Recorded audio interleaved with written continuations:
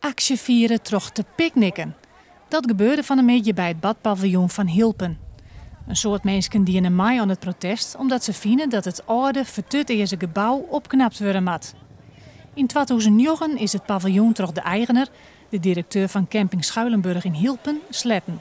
Want wij vinden het eigenlijk zonde dat het zo verpaupert. Dat vinden we heel zondadig. Dus dan proberen we met vreedzaam protesten de schot in de zaak te krijgen. Klink op. Mooi. Jo zit al aan de champagne bij zo'n triest feit. Nou ja, triest. Vertutten is het paviljoen. Ja, maar ja, nou, het is een perfect initiatief. Dat moet vierd worden. Nou, en het volk met dat waan. Ja, ik vind het geweldig. De sfeer is heel erg goed. De mensen zijn ontzettend vriendelijk. Het is precies wat de bedoeling is geweest. Een vreedzaam protest met heel veel mensen onze stem laten horen. Zoals hierachter. En het is prachtig. Het badpaviljoen is bouwd in Jortjen Tretjen. Het is van beton en hout en jetiets waar het koerhuis onder Zuiderzee neemt. Een protte mensen willen graag dat het badpaviljoen in oude glorie hersteld wordt. De actievierders waren daarbij stiepen, troch BN'er Joop Braakhekke.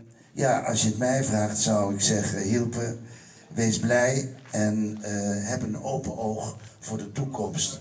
Er hebben we een paar keer restauratieplan West, maar het opknappen met miljoenen euro's kost je. Nevens de actievierders is het vier vertolven. Ze vinden dat oerheden en de eigenaar van het badpaviljoen serieus met elkaar om tafel zitten gaan matten.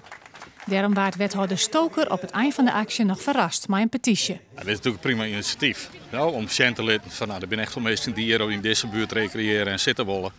Het is een mooi signaal. Ja, en daarom ben weer ik even. No? De actievierders hoop je nou dat alle belutsen partijen, zoals de eigenaar en de gemeente, met elkaar om tafel gaan.